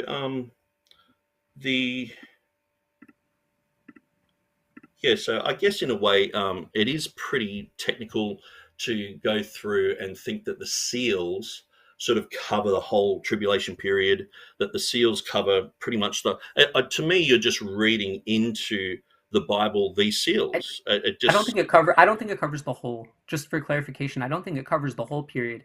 I think that it goes until God's wrath, and that the seventh seal occurs right before God's wrath begins, and that the sixth seal happens right before the rapture. So I still believe that the trumpets and the bowls are happening before Armageddon and after the rapture, that they are part of God's wrath. I still believe they're in the 70th week of Daniel. So I don't believe that the seals cover the entire 7 years. I believe they do go past the midpoint, and that an unknown point between the midpoint and the end, where still the trumpets and the bowls have to occur and Armageddon has to occur, that at an unknown midpoint, that yes, there will be a rapture. Then after that, as Revelation shows, there will be the seventh seal, and then there will be judgment. So that's where I would stand on that. So where does it say the rapture is going to happen in Revelation chapter 6, 7, or 8? So it doesn't directly say it. I did mention that in my constructive. I admit it doesn't directly say it. Okay. So I would say that's a huge blow against your position. That's not a question, though. And so pretty much that means that you are reading into those verses that the rapture happens. It's not a question. I would say that Matthew 24 is I'd say Matthew 24 is the basis of my case, and I'm cross-referencing Revelation 6. So it's not the main that's not the main argument I'm using. I'm using Matthew 24, verse 15, talking about the midpoint, and then 29 through 31 happening after, as I went over in the cross-examination. So I just don't want there to be a false implication that I was leaning on Revelation 6 and that I was ever saying it directly says it. I thought it was really interesting that after the sixth seal, we get the vision of those martyrs from the Great Tribulation in heaven, but I didn't make an argument that it's directly stated there. I made the argument that from verses 22 to 31 in Matthew 24, that there's a chronological timeline. And that's what we went over in the other cross-examination. So for the record, that's the main part of my case. And so actually in the book of Revelation chapter 13, so which part of the tribulation do you think, where does that fit in your timeline? Is that in Revelation chapter 6, or where is that? Even though it's not a part of my case, I'll still give an answer. I think that when it comes to the two beasts, we're looking at the fourth and fifth seals. I think that the power of the Antichrist and the false prophet begins around there, like when it talks about the death of 1/4 of the earth in the fourth seal. I do think we're already seeing those beasts. And when it comes to the fifth seal, I believe that is after the midpoint, after the abomination of desolation, and the Antichrist is already in power, false prophets are already in power with him to basically like point people to the image of the beast so that people will worship the image of the beast. So I definitely admit that when John is seeing those two beasts coming out of the earth and the sea, I definitely believe that is giving reference to the fourth and fifth seal. My argument, though, is that Revelation 6 through 8 is purely chronological.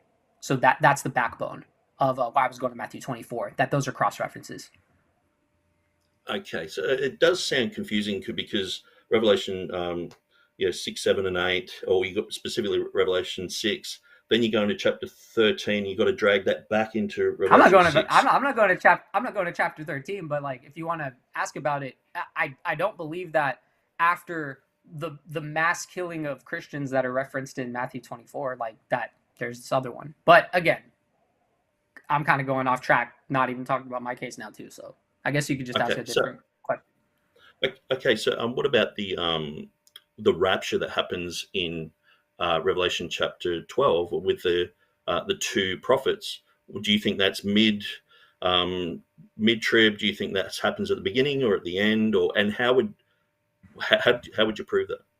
I think it's just too off. I think it's a little too off because when we have the topic of does the Bible teach a pre-wrath rapture, that is talking about like the general rapture of believers when we debate pre, mid, pre-wrath, or post. So I don't think that them being taken up to heaven is the same event. So I believe if there is a different event, especially of them being caught up, which I agree that happens, I don't think that links to what we're talking about here.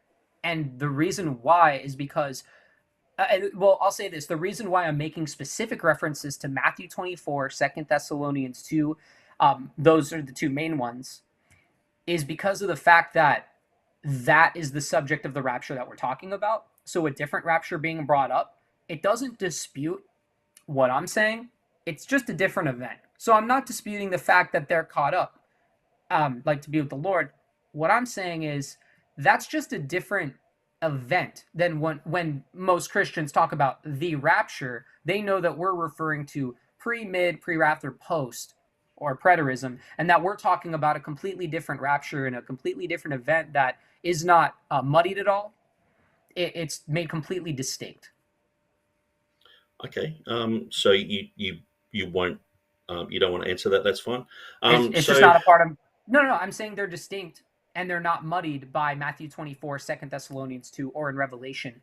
That since they're completely distinct events, they don't have anything to do with each other, and no proof texts are like confused between those two events of different people being caught up. So that's why I don't think it has anything to do with the case. There's no dispute of any passage like, oh, this one ruins this timeline. Like they're just completely different. there is actually, it is actually warranted because it is a rapture. I'm trying to relate that rapture with the initial rapture, and you're trying to place it in certain periods of time. And I just wanted to see whether it was post or pre. I just don't believe. I just don't believe they're the same event, is what I'm saying. I just don't think they're the same rapture, so it's not. But it would have been easier just to answer that, and then we could have continued on with the conversation. But the answer is that it's a different rapture, so it's just not anything to do with the case. It's just different. It's a different rapture that we're not debating about. It's just a different one. All right, guys. All right. Quite an eventful cross-ex there, and I appreciate you guys getting through it. Thank you so much. All right, so now we're going to transition to closing statements. Remember, audience, get those questions in, because I think I only have like 3 questions so far. So make sure you get those questions in so we have about a 30-minute Q&A at the end of this debate. All right, that said, Jonathan, you're up first for your 5-minute closing. Excellent. Okay. So the few things I want to focus on are, first of all, when I was cross-examining Nick on Matthew 24, there were open admissions that verse 22 was talking about the Great Tribulation, and there was an admittance that this is directly referring to the saints that went through the Great Tribulation, and that in verse 29 that this happens after, and that this is the 6th seal. With those admissions, I don't see any way that the 6th seal happens after the midpoint. So that's the main thing that I want to highlight. But with a lot of the main points in this debate, I feel like a lot wasn't disputed, but that like the cross-examination spoke for itself, and I really don't feel like I have to say too much. But as far as the entire timeline of Revelation 6 through 8, I don't believe that was touched at all. I think the shell of my case is pretty airtight because of the fact that there wasn't a dispute of the chronology of Revelation 6 through 8. And I don't have the burden of having to go to other parts of Revelation to try to prove my case. I just had to pick what I wanted to in order to prove a positive case.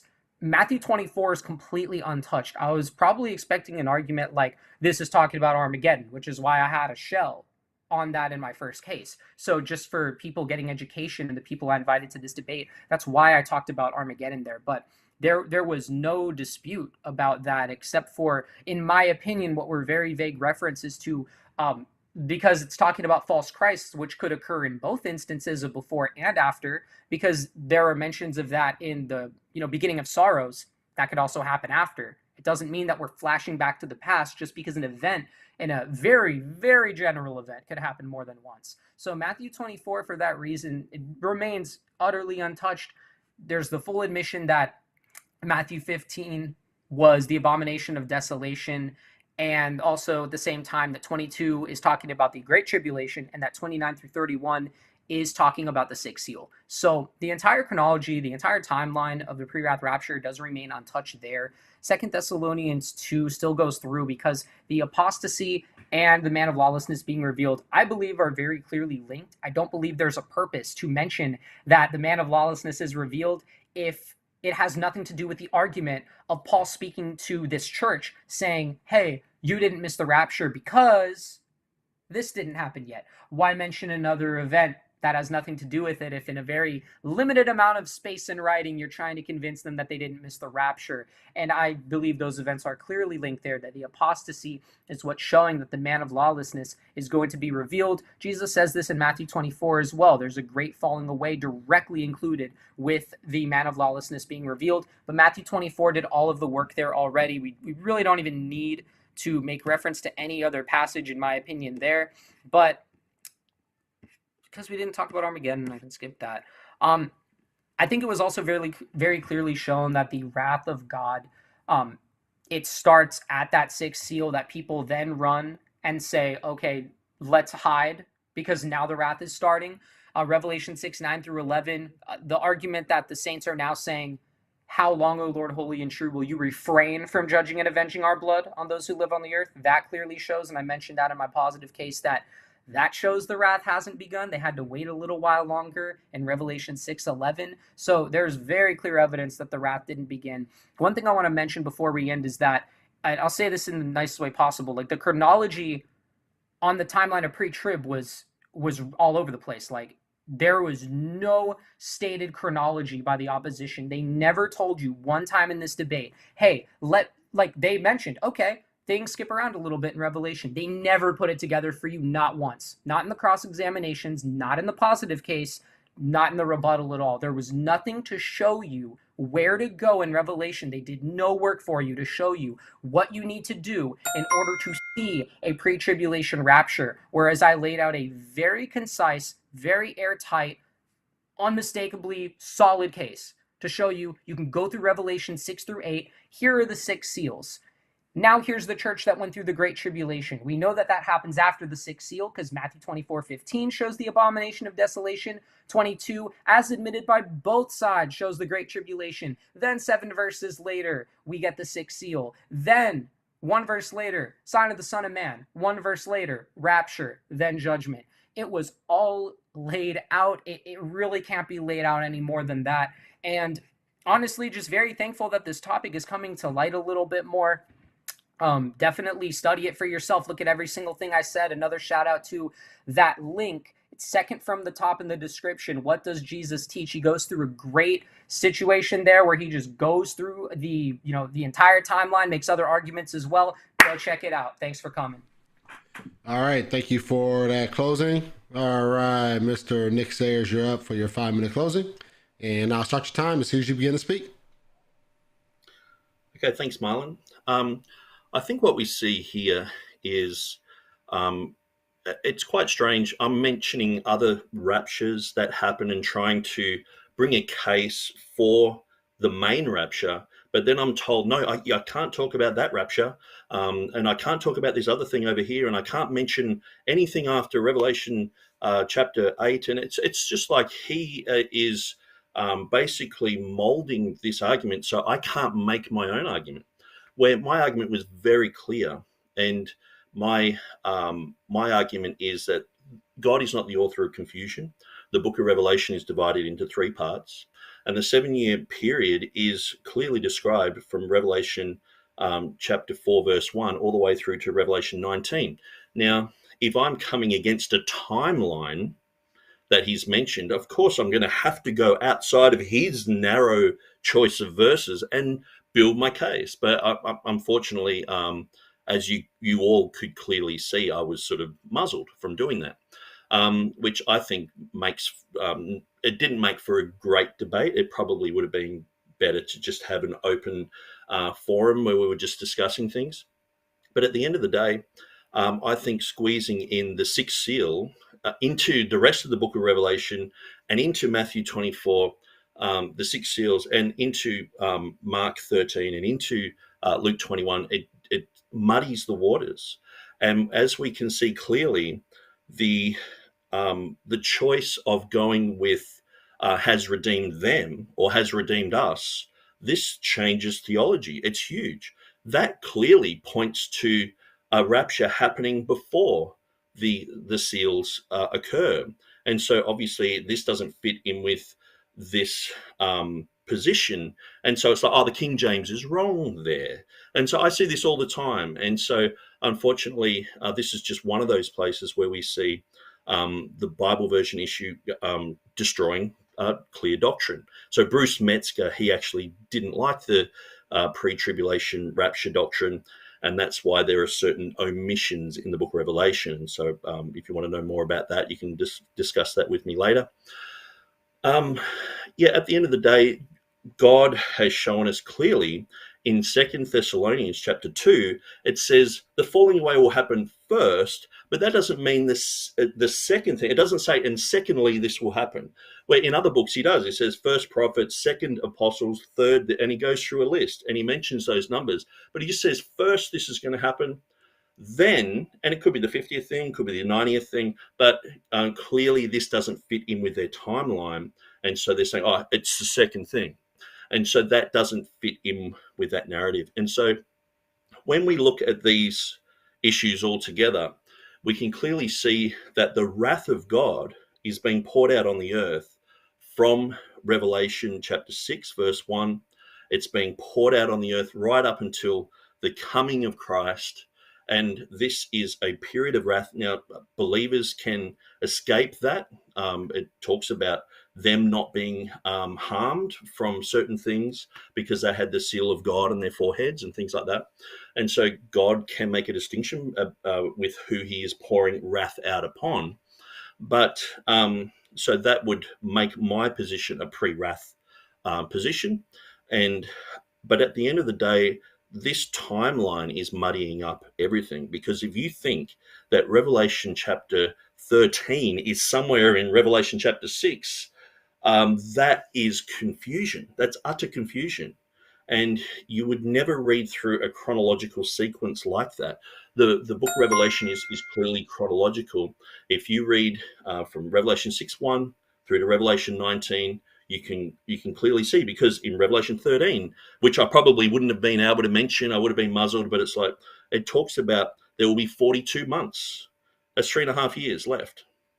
It talks about the times, and half a time in Daniel, which is 3.5 years. That's going to continue on for, where if you don't look at all these things together, it's all muddied, and it's basically just focusing on the seals, which is, to me, it doesn't make sense. I can't see how you would ever come to this conclusion just from reading scripture alone. You would never get there. All right. That's my final statement there. All right. Thank you both for a wonderful debate and an energized debate as well. It's all good, though, because obviously you guys are both serious about your positions, and I always appreciate a passionate debate. And so now we're going to transition to our Q&A. And this is going to be a 30-minute Q&A. Both of you will get 1 minute each to interact with the question. All right. And so let's get to our questions here. And this question is coming for you, Nick, first. So it pop up at the bottom of the screen. All right, question for Nick. If pre-trib is true, why does Jesus tell us he comes after the tribulation and not before? And why would the church escape the 7-year trib when we know all the apostles were killed? I think it comes down to a problem that I hear a lot of people talk about, is that the word tribulation, all the way through the Bible, it says we will have tribulation. Even John, he's like at the beginning of Revelation, he's like, well, I am your brother in tribulations. And so, but Jesus clarified that in Luke 24 when he said the great tribulation.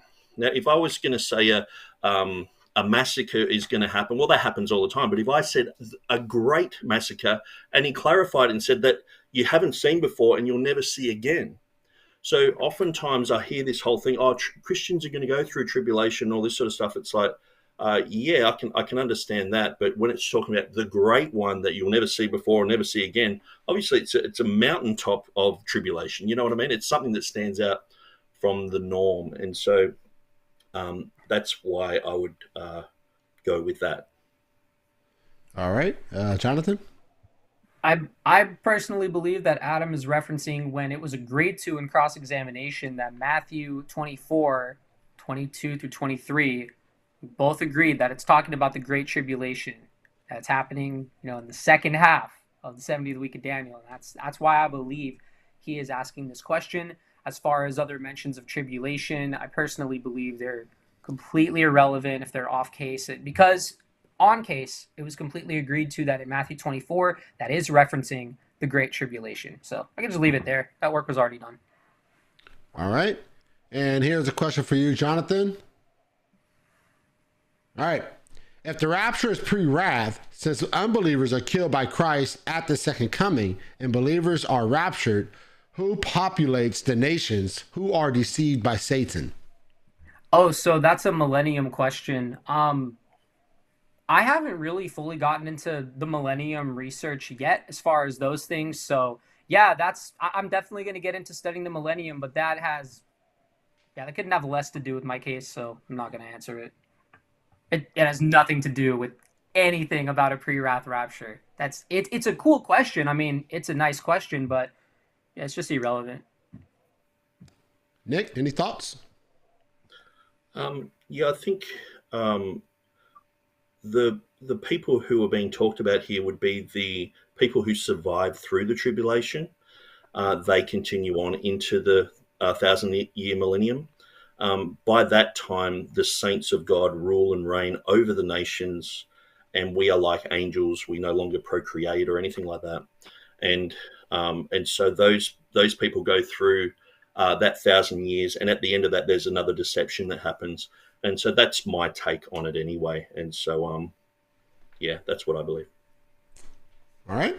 And here's another question for you, Nick. Noah and family were raptured during the universal flood. They don't know what is happening to the rest of the world. The tribulation affects the unbelievers. Flood happened after. Not really a question. more of a statement. More of a he statement. Directed it at Nick. So I don't know, Nick, if you want to interact with it, you can. I think there's certain keywords like tribulation affects unbelievers here, assuming that God's wrath is tribulation. Sometimes these words can be conflated. When you go through this issue, you've really got to define terms, tribulation, wrath, and things like that. And I'm sure Jonathan agrees with me on that. And so, but we see that there are many instances. We see Enoch, he was taken up. He didn't see death. He was taken up. He was raptured. We see there are many types of rapture. Jesus talked about this in Matthew 24, that, about the timing of the rapture, that it would be sudden. They were giving him marriage. They were doing all these things, and then it suddenly came. And so, but yeah, it is a bit of a statement there, so it's hard to sort of give an answer, but hopefully that helps you. All right. Jonathan, any thoughts? I believe that this kind of statement can be a good cross-reference to what I mentioned in Luke's, I think it was Luke 17, 28 through 30. A very similar example. I think in Matthew, they're mentioned one after the other. In one of the synoptic gospels, they're mentioned one after the other. So I like it. I think it is an accurate depiction of the fact that believers are kept safe and rescued, and then the world is destroyed. So I think it's just as good of an example as Lot leaving the city. But I think some people get caught up with like, okay, Noah and his family are still like technically on the earth. But with the example of, they're both good examples, but with Lot, he leaves Sodom. So that's why I like using that one, because the believers are gone and then the wrath happens. So I think Luke 17, 20 through 30 is where I go a little more, but I see what this person is referencing, and I agree. Like, it's not really a question. So yeah, it is what it is. All right. And here's another question for you, Nick. A little more questions for you than Jonathan. So Sayers says the trumpets are just, what is that? Are just what? TGE? I'm not sure. What's the that? Last trumpets of it. Don't know. Yeah, I'm not sure what the just the last. Oh, she probably put the instead of G. The T. It's supposed to be the last trumpets. The saints hear, not the last of the seven. How can he say the rapture happens before the seals when there are no trumpets associated with seals? Well, I guess it depends on what your timeline is. My timeline is that there is a call, a rapture. The dead in Christ will rise first. We that are alive and remain will be caught up together with them. So say someone like Stephen, he was getting big rocks thrown at his head. and he saw the rapture. He saw Christ standing on the right hand of the Father. So he saw this event. Now, it hasn't happened for us yet, but he entered into a place called eternity. So he would have heard that trumpet sound. He would have turned around and seen a whole bunch of raptured Christians from the future. And so he was transported from that time to the rapture. And so that's the last trumpet that he heard. That's the last trumpet, because it's for believers. It's not for the rest of the world and everyone else. It's for specifically who Paul is talking about. So hopefully that helps you. All right, Jonathan? I would agree with Christina F., if I'm saying her name correctly, that there is kind of this problematic thing with trying to say that the last trumpet happens before. Like I've seen that argument before, and I'm like, yeah, I really didn't personally view it as strong. Like from a preacher perspective, just never really saw it as that strong. So like, kind of have the same perspective that you do on that. I do believe in, like, in my timeline, you get the trumpets after, but that the trumpet that is being referenced in Matthew 24 doesn't really reference the 7 trumpet judgments, but that's what I believe based on it, because I don't believe they're ever mentioned in association with each other in any of the cross references. But that's where I'm at on it. All right. And here's another question. She didn't put who it was for, but let's read it and see it. If there is only one resurrection of the righteous, how do we get another 7 years? What? Another 7 years after the first one. Another 7 years after the first one. I mean, there are 2 resurrections mentioned, but that's, different for believers and unbelievers. So I don't know how to interact with this question. I don't know if it's for me or Nick. I'm just not really sure. Yeah. Nick? Yeah, so I would say that there is, at the white throne judgment, those who have appeared in the resurrection, which comprises of many different raptures, including the 2 prophets in the mid of the book of Revelation. Talks about they get taken up. Talks about, I believe, pre-trib, so they've already been taken up. People who have died during the tribulation period, 144,000, they've already been taken up to heaven. And so they're all part of the first resurrection. So they are going to be forever with Christ in heaven. And the other ones they are resurrected to judgment. And so we will actually judge those people at the great white throne. They'll stand before us with Christ, and we will be part of that judgment. And so that's at the end of the millennium reign. And so that's why it talks about the first and second resurrection. Okay. All right. We have another question here. That's for both of you guys. In John chapter 6, verse 39 to 40, says that Jesus will raise those believers up at the last day. What is he? I guess not a question once again. He's sort of making a statement, but nonetheless, Jonathan, what are your thoughts on that? Yeah, I believe that when it's talking about the last day, that it's referencing like the day of the Lord, which I believe extends like more than over a literal day. So I think it's talking about that. I guess that's all I can really say on it. All right. Nick, any thoughts? I think perhaps this is talking about the great white throne judgment, where there is where all the believers are gathered together, and where everyone is gathered together. And so, but I'll have to look into that a little bit more. That's just from a first glance. I haven't really worked out a position on that verse yet. All right. And here's another question here for both. If any rapture happens before Jesus comes, who would Jesus come to get if the saved are in heaven already? Nick, you want to not give it a chance first? So I believe the rapture of the church happens. Then the 70th week of Daniel starts, which is a 7-year period, with the Revelation chapter 13 being a 3.5-year midway period. And so people are taken to heaven for 7 years. Some people, they're going through the tribulation that happens in Revelation chapter 6. 7 and 8, and then there's also people who die after the Antichrist is there.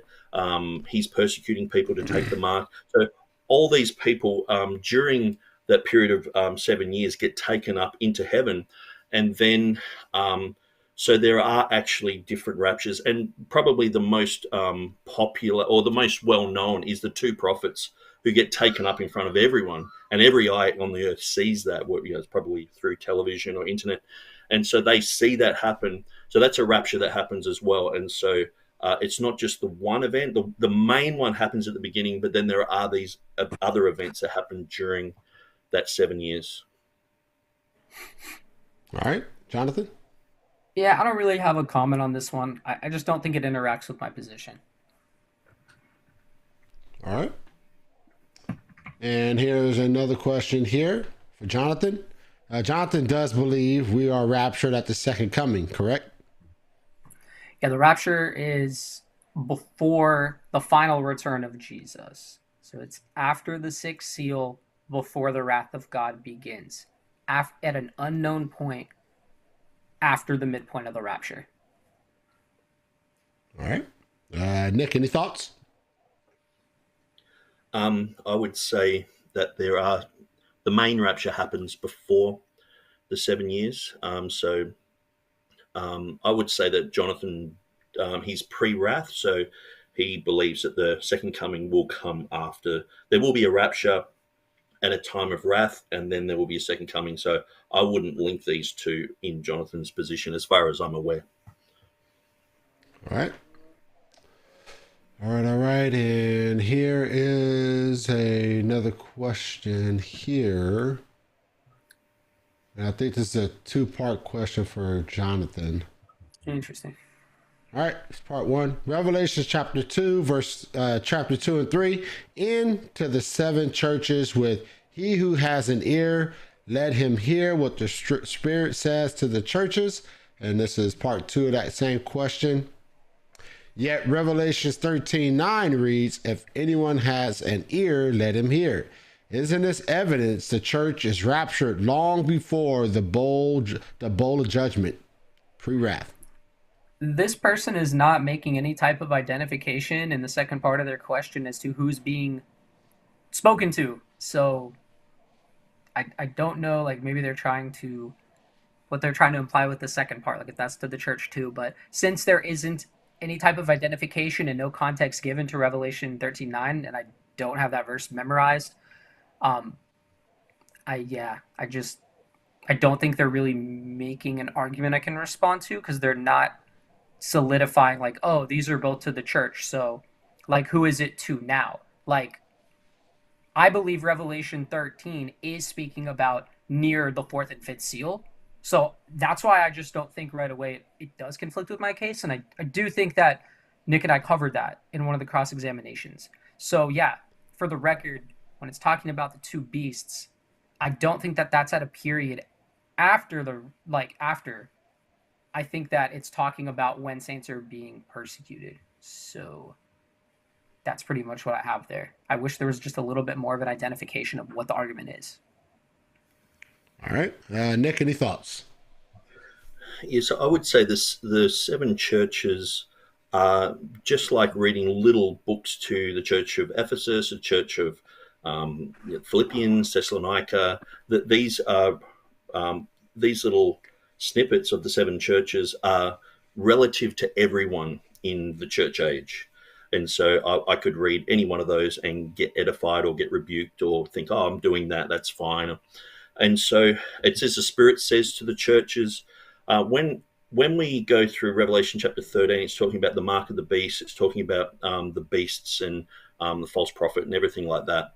So I think there are parts in the book of Revelation, because I believe once the pre-tribulation rapture happens, people are going to grab the book of Revelation and use it as a timeline, a map of what's going to happen. And so they'll come along to this point, and it's saying, if you have ears to hear, let him hear. So this is like Jesus saying, think about this. It's not, don't just skip over this part. This is very important because it's involving the mark of the beast. It's involving your eternal life here. So I would I would suggest that these things are not really related. All right, all right. And I guess this would be the final question because it is the last question. Oh, yeah. And it's for Jonathan. Man, let's do it. Is it the last trumpet Paul talks about simply the second trumpet blast from the same trumpet in the book of Joshua, not the seventh trumpet in Revelation? I don't really know how those two would be linked, and there's not really substantiation for that argument, but I would just say, like, just not even familiar with that argument being made, so not sure how to answer it, just because I've never heard that argument before. All right. Nick, any thoughts? Yeah, so I would say that the last trumpet, Paul's clearly talking to Christians, and he says at the last trumpet this will happen. And so to me, this is the last trumpet that they hear in that particular age or that dispensation. And so it's clearly talking to that audience. The last trumpet that they hear is Christ saying, come up here. And he's with the trumpet of God and the voice of an archangel. And so that I don't think that has anything to do with the trumpets in the book of Revelation, except for the one in Revelation chapter 4, verse 1, where it says the voice like a trumpet saying, come up here, which is the metatafta thing I was talking about earlier. And so hopefully that helps. All right. So this will be the last question, guys. Listen right here. All right. My last question was asking were they both put the last days, as John chapter 6, 39 and 40 says, that this day will believers be raised. So how can a last day be before tribulation or before the wrath? I'll start this off a little bit. I mean, last day, when we look in light of the fact that there will be a new heavens and new earth and we'll be like with the Lord forever, last day doesn't really make sense in that context. So it's just referring to a period of time. So this is referring to the period of time where believer, talking about the resurrection, that does happen at the rapture, and then the day of the Lord begins. So that last day, I believe it's saying like the transition to the day of the Lord. Like that, I believe it's saying that the day of the Lord is considered to be that bridge between the rapture and then God's wrath, because we get other references like in Philippians 1:6, like he's confident of this very thing, that he who began a good work in you will do it until that point. So when you reach the last day, that's the rapture, then the day of the Lord. Don't believe it's a literal 24-hour period. So hopefully that answers this question from my perspective. All right. Nick, any thoughts? Yeah, so I guess, like, say someone like Stephen, he was dying. That was his last day. And so, but he was raised up the last day. And so he would go in the pre-tribulation rapture. And for some people who have been, like, say for the 144,000, when they get killed, that's their last day. So it's, for most people, it's going to be their last day when they die. They're going to be taken up. But it doesn't specifically mean that, because there are different resurrections that happen, it doesn't specifically mean it happens only at the first rapture that happens.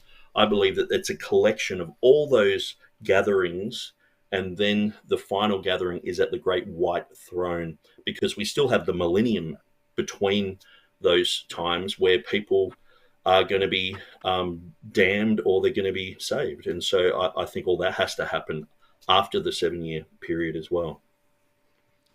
All right, all right.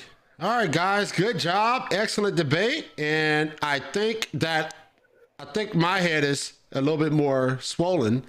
The pressure has exceeded the maximum limit, so it starts to ooze out a little bit. No, good job, you guys. You guys did an excellent job, and I appreciate you guys for coming on, man, and putting on a great debate. And I'm sure the audience was definitely pleased with the information. And hopefully, you guys remember out there in the live chat that the link to the study of the pre-wrath is in the description if you're interested. And if you want to know more about Nick, I believe we can go to your YouTube channel, right, Nick?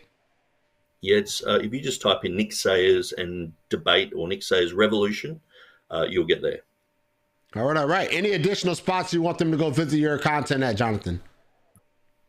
All good. I'm just on Facebook at Jonathan Singleton, so that's how you can get at me, whether you want to debate me on this topic just in Messenger, or You just want to read my, like, the posts I use to edify people. So, like, obviously, all to the glory of God. Like, thankful for what he's establishing, and I just want to keep on doing it. So if you want to be a part of that and see it, then you can just check me out on Facebook. Really don't have anything else right now.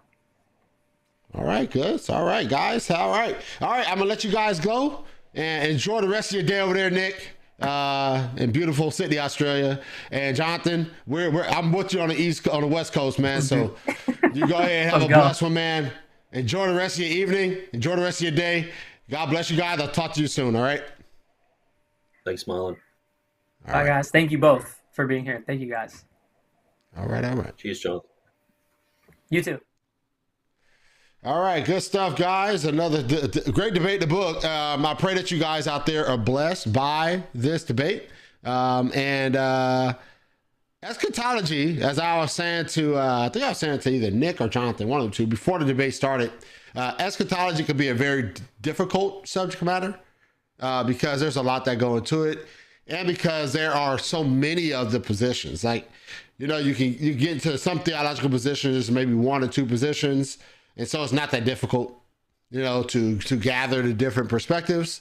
But when you talk about eschatology, there is just this plethora, this broad, very broad positions that people take, and then you have the additions of people just sort of crafting their own positions, a little piece of this one, a little piece of that one, a little piece of this or that with that one. And I have my own eschatology, so it can be a very cumbersome subject matter, but it is definitely a blessing when you do understand eschatology. It's definitely a blessing when you are diving into it, because the end times is pretty much what we're all looking forward to, right? As believers, that's one of the glorious things that the hope we have in Christ, right? Is that we are able to take hope. And this is not a hope that, I hope Jesus saved me, or maybe he will. No, this is a definite hope, right? We have a hope in Christ that he is definitely doing what he said he's going to do, right? And at the end of it all, it's about his salvation, right? He is going to save us, and he's going to punish the wicked, right? And if you're a believer in Christ, you want Christ to punish the wicked, right? You want Christ to be a righteous judge, right? And he's going to do that. And that is all what eschatology is about. End times, right? When it's all said and done, the great white throne, the whole nine, right? At the end of it all, we want Christ to be glorified in his judgment and his saving of his people. And I pray that you guys jump more into eschatology and see what position you tend to land on. All right. And that said, I'm going to get out of here, and remember, make sure you guys are looking forward to the different shows that are coming up here in the future. And the only way you can stay engaged is if you subscribe and hit that notification bell. That is the only way you can stay engaged with the God's Truth, the shows that are coming up in the future, the interviews and commentaries, right? Check out the commentaries, right? I'm trying to put more up. I just did one on a father who saw his son as a trans for the first time after he disowned his son, right? So check out the commentaries. That is a new video that's up, so make sure you check it out. All right, but that said, I pray that you guys have a blessed evening, and I look forward to seeing you next time on The Gospel Truth. Remember, The Gospel Truth is engaging the culture with Christian truth. All right, take care, and God bless.